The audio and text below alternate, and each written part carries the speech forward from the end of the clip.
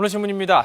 한겨레 신문 먼저 보겠습니다. 얼마 전 총기 난사 사고에 무장 타령까지 있어서 민감한 주제일 수밖에 없는데요. 청와대 인근에서 경찰이 총기 오발 사고를 일으켰다는 것입니다. 총기가 가장 엄격하게 관리되어야 할 지역에서 생긴 일이라 더욱 우려스러운데요. 바로 이곳입니다. 정부 서울청사입니다. 별관인데요. 주요 시설이 있는 아주 핵심 경비 지역입니다. 지난 3월 6일 밤 9시쯤 초소에서 경비대 근무하는 전투경찰 김모 일경이 K2 소총을 어깨에서 바꿔매는 과정에서 총알 한 발이 발사가 됐다는 것입니다. 다행히 총구가 하늘을 향하고 있었기 때문에 부상자는 없었습니다. 문제는 이후 지휘 계통에서 발생했습니다. 오발 사고 꼭 경찰청장에게 보고를 해야 하지만 전경대장이 상황이 커지는 것을 꺼려서 이 보고를 막았습니다. 더 황당한 것은 이때는 실탄 지급 시기가 아니었다는 것입니다. 제보를 뒤늦게 감사관실에서 조사를 해보니까 그 결과 지난해 사격에 사용한 총기 같다라는 것입니다. 확실치도 않다는 것이죠. 사실이라면 3개월 동안이나 총알이 장전된 총을 그냥 들고 다녔다는 이야기입니다. 이 K2 소총의 최대 사거리가 얼마인지 아십니까? 2,600km입니다. 물론 유효 사거리는 훨씬 짧습니다. 2km가 넘는데요. 청와대에서 불과 2km가 떨어진 곳에서 발생한 총기 오발 사고입니다. 이 가볍게 넘길 만한 문제는 아닌 것 같습니다. 자, 다음 기사입니다. 조선일보 기사입니다. 이 사진부터 좀 비교를 해보겠습니다. 실제 모습은 이렇습니다. 그런데 불법 증축된 건물이 버젓이 있지만 당국에 보고된 사진은 이렇게 바뀌었습니다. 자, 지붕이 실제로 있습니다. 그런데 사진에서는 이 지붕만 떼어내고 사진을 찍어서 마치 철거 중인 것처럼 보고를 올렸습니다. 자, 이렇게 포토샵을 이용해서 사진을 조작해 보고용으로 만든 것들인데 누가 조작했는지 알고 계십니까? 이 부분을 관리 감독해야 할 공무원이었습니다. 건물주가 브로커에게 부탁을 해서 공무원에게 돈을 주고 공무원은 직접 일을 처리해 준 것이죠. 이런 관행을 어처구니 없게도 후배 공무원에게 인수인계까지 하고 있었다고 합니다. 컨테이너를 치우라니까 지게차로 컨테이너를 잠깐 들어서 사진만 찍어놓고 불법으로 방을 늘려 임대업을 하는 업주는 화장실 변기만 떼서 사진을 찍어 제출하는 등 허위 서류 작성법을 후배에게 전수하기도 했다는 것입니다. 신문은 이 단체장의 단속 의지도 문제라고 지적했습니다.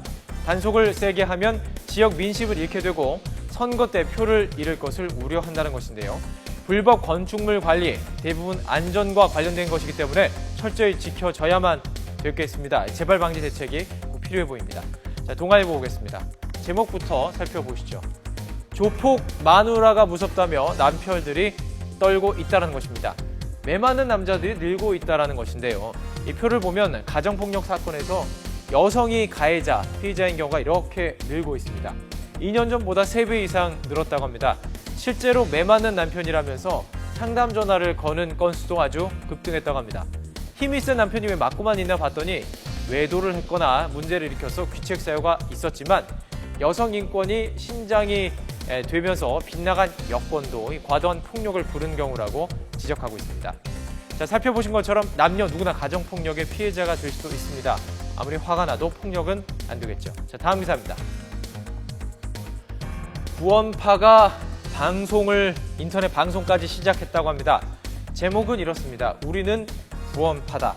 내용을 살펴봤더니 구원파 쫓다가 강력범을 많이 잡았더라 이렇게 얘기하고 또 금수원화 38번 국도 피해야 한다. 범죄자들 사이에서는 피해야 한다고 소문까지 났다고 합니다.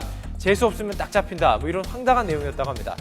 구원파 측은 자신들의 정당한 주장을 전달하기 위해서 방송을 시작했다고 계기를 밝혔지만 정작 방송에서는 공권력을 조롱하고 특정 언론을 비판하는 내용이 줄을 이뤘다고 신문을 싣고 있습니다. 검찰과 경찰의 반응은 이랬다고 합니다. 궤변만 쏟아내서 아주 황당하다고요. 자, 다음 기사 중앙일보로 살펴보겠습니다. 해외로 휴가 가시는 분들은 좀 귀담아 들으실 필요 있어 보입니다. 뉴욕으로 비행기 타고 휴가 가셨다면 이 흉부 방사선 한 번 찍는 것과 마찬가지의 방사선에 노출이 된다는 것입니다. 보통 우리나라 사람이 연간 피폭량이 3.6mS입니다. 권장량은 1mS 정도입니다. 그래서 살펴봤더니 서울에서 미국이나 유럽을 왕복했을 때는 0.1mS, 제주도를 간다면 0.001mS입니다. 만약에 1년에 10번 정도 미국이나 유럽을 다녀왔다면 이미 번고량을 다 채우는 셈이죠. 그럼 이 어디서 방사선이 나오는 것일까요? 바로 우주 방사선이었습니다. 고도가 높을수록 세기가 더 강해지겠죠. 항로에 따라 고도가 다르고 자기장의 영향도 있어서 북극 항로가 가장 강하다라는 것입니다. 전문가들은 항공기를 가끔 이용하는 탑승객에게는 건강에 큰 영향은 없다라고 합니다. 하지만 이 자신이 맞게 될 방사선량은 정보 차원에서라도 알려줘야 한다는 의견이 많았는데요. 생활 속에서 노출되는 방사선량 적을수록 건강에 좋다고 하니까요. 관리가 필요한 것 같습니다. 지금까지 오늘 신문이었습니다.